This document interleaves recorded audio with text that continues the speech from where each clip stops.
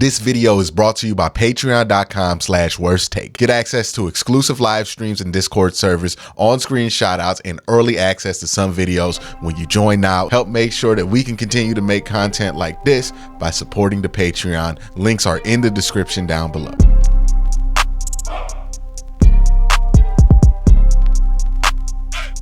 Who will be the Browns' next preseason legend?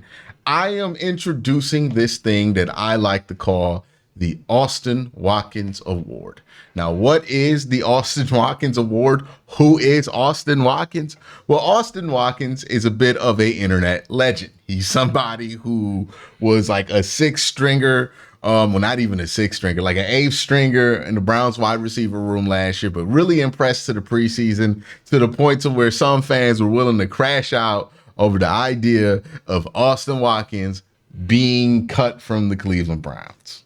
There were people who were actually mad about this when it happened. Nobody expected him to make the roster. And the Hall of Fame game is today, and that means that the preseason has begun. And that brings me to why there is a Austin Watkins Award, because let's face it, Browns fans, as much as some of us put on this facade of pessimism or maybe performative pessimism, we're really an optimistic bunch. Like, if you just look at the wide scope of Browns fans, like, this team supported the Browns when there was nothing to be optimistic about, but we found ways to be optimistic about it. And part of what made at least people my age stay Browns fans is being able to find the light at the end of the tunnel, even when that light at the end of the tunnel was a train. You knew that drafting a 27-year-old quarterback wasn't a good idea, but hey, it could work out. You knew that all these things that the Browns were doing weren't great,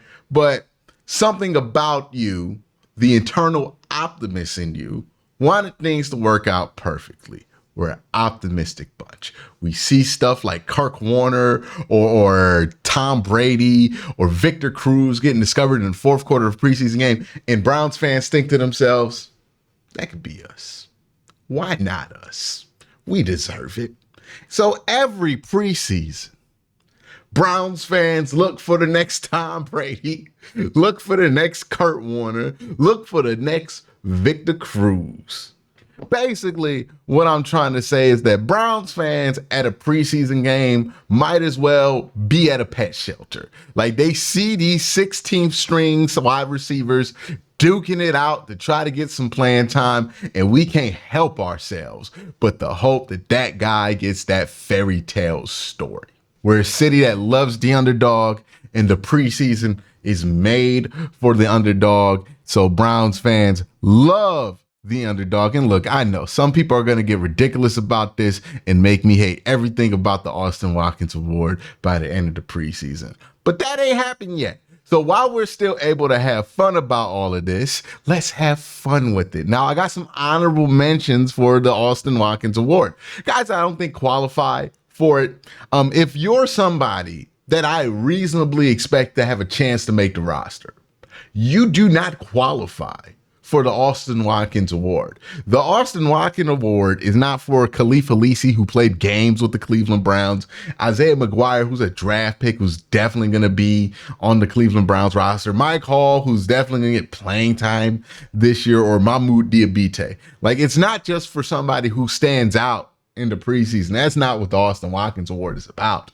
The Austin Watkins Award is about long shots, guys who don't really have a great chance to make the roster, who stand out, play well enough that people make a buzz about them, that will get annoying eventually, but kind of enjoyable when it happens. And also, you know, they kind of deserve it because they are playing some damn good football. And let's face it, we're going to watch preseason football. We want to at least enjoy what we're watching. And these guys have a chance to make you enjoy what you're watching, and maybe, just maybe, argue that they should be on the Cleveland Browns 53-man roster. And if you're even more insane, argue that you should draft them in your fantasy football team. Like, somebody, the winner of the Austin Watkins Award at the end of the season, I promise you this, and look, I'm going to look you dead in the eye because I know y'all. I know y'all because I'm y'all, okay? The winner of the Austin Watkins Award at the end of this preseason, I promise you, one of y'all going to draft them on your fantasy team, and you're going to be excited about it. You're going to be excited about it if they make the team and you draft them on your fantasy football team. I promise you it's going to happen. I know y'all too well because I've been y'all. Okay. I've done that. Okay. But let's get into it. My watch list for the Austin Watkins Award. Let's do it. We're going to start with, I think, the leader in the clubhouse for the award because I just keep hearing this name over and over in my comment section. There's already a very dedicated fan base, a group of people willing to promote this man. So I think that he has a shot to be the Austin Watkins Award winner. I would say he's my preseason favorite for the Austin Watkins Award based on preseason energy or early energy. Aiden Robbins. Why Aiden Robbins is the preseason favorite for this award? A lot of people want this to happen, as I mentioned. He's also 6'1" and 3/4. What he mentioned, what he measured at his pro day. He's about 240 pounds, which is heavy. I'm a bit too heavy, right? If we're talking about his ability to make the roster or like be a factor in the league, there are some things that would stop me from doing it. Or thinking that he's going to make the league or anything like that. But like 6'2", 240, he's fast enough to where he will stand out in the fourth quarter of a preseason game. And he has good enough vision, good enough body control to where I could see him really standing out in the fourth quarter of the preseason game, getting people excited because you get a 6'3" running back, a 6'2" running back who's moving kind of well at 240 pounds. People are going to automatically think it's Derrick Henry. It's not Derrick Henry, but people are going to be excited about it. Honestly, if we're talking about his pro prospects, I look at him and I compare him to somebody who has a very similar frame to him, Bo Scarborough, and I think he has the same concerns that I have for Bo Scarborough, which is Bo wasn't a good enough athlete ultimately to really make it in the NFL, and he didn't have the vision and the body control to make up for that. I don't know if the vision body control part is there for Aiden Robbins. I have not watched enough of him to really know that. But what I do know from looking at his pro day stuff is that he is not close to the level of athlete that Bo Scarborough was coming out of Alabama, right? Bo was 6'2", 228, 10 pounds lighter than what Aiden Robbins is. And some people might see it as a positive. Some people might see it as a negative that Aiden Robbins is at 240. I find it hard to believe that anybody advised him to come in at 240 pounds for his pro day. So I wonder why he was at 240 pounds. It's a very heavy weight for a running back. I really don't understand why he would, unless he was trying to reclassify as like a fullback or something like that. But still, Aiden, similar build. Bo does have 10 pounds less on him. With Bo is 10 pounds lighter than Aiden Robbins, so his numbers are going to be a little bit better, but they were better to the point to where I can't just chalk that up to a 10-pound difference. Bo was a more explosive athlete. He posted a better broad jump than Aiden Robbins by a significant margin and a 10-inch higher vertical jump. I believe Bo Scarborough had like a 40-inch vert coming out of college, or Derrick Henry had a 40-inch vert, something crazy like that. The explosiveness is not there for Aiden Robbins in the same way that it was for Bo Scarborough, or even especially like a Derrick Henry. Bo had looser hips. Bo was a little bit more fluid with his hips. He had a better shuttle. Ultimately, Bo still wasn't a great enough athlete to make it at that size. Like being 6'2" and being a running back in the NFL is just very difficult. You have to be a super explosive, powerful athlete. And if you're not that, it's going to be very hard for you to stick in the NFL. But we're not talking about that for Aiden Robbins. We're not talking about him getting a role on the 53-man roster. We're talking about him exciting people in the fourth quarter of preseason games. He can definitely do that.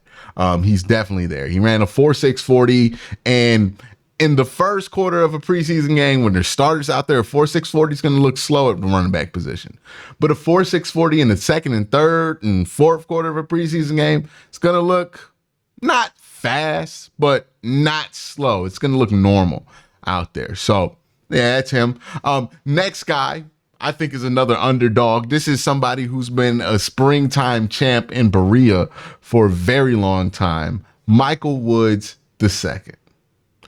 Michael Woods is a urban legend for most Browns fans. Like, you hear about Michael Woods faintly in the background when you're dipping in Browns coverage in like May, because he's always balling in May during OTAs, but then you never see this dude when it's time for training camp or the preseason. He has never played a preseason game. He's been on the Browns roster 2 years. He made a lot of noise in the spring, his first year. People thought he could push for a roster spot, got hurt, did not play for a while. Now he's back. Hopefully he can play and maybe capitalize on some of that potential people thought he had coming out of Oklahoma as a 6th round draft pick. Still a candidate for this award because his roster status is definitely in question, but somebody I think has a chance to stand out. He's a good athlete. He's a really good athlete, Michael Woods. So I think that's going to be what helps him stand out. And we love those wide receivers. Armarine Brown, I'm sorry if I mispronounced that, is the next guy that I have on this list. Why? He runs 4.3. He's going to be the fastest guy on the field. Most of the time he's out there. There's a good chance he does something to show out. My next candidate and my last candidate for the watch list of the Austin Watkins Award is Matt Landers. Now, you might not have heard of Matt Landers, but by the time we get to the second preseason game, I think there's a good chance you're going to know who Matt Landers is. Matt Landers is 6'4" and runs a 4.37. In 2022 at Arkansas, he had 901 yards in the SEC. So there's a level of production that's there that demonstrates to me that if he gets to get an extended role in a preseason game, he could ball out. The size is going to get him attention. The speed is going to get him attention. And the size and speed is going to get him a lot of attention. You don't really see a lot of 6'4" guys running 4.3. Like, as long as he can catch the football, people are going to get excited about him. He's the underdog because nobody is talking about Matt Landers yet or getting excited about him like they have with Michael Woods or Aiden Robbins. But if you're looking for an on-paper blue chip award winner for the Austin Watkins Award, you're looking at it with Matt Landers. This dude was built to win this award. Again, I don't know if he's going to make the roster. It's going to be hard to make the roster as a Browns wide receiver. But again, that's why he qualifies for this award. So that's my watch list for the Austin Watkins Award. I hope we all just have fun with this. Hope people don't get like super serious about it. But, it's just a fun thing. We're all going to get carried away during the preseason. We're all going to get excited about one thing or the other in the preseason.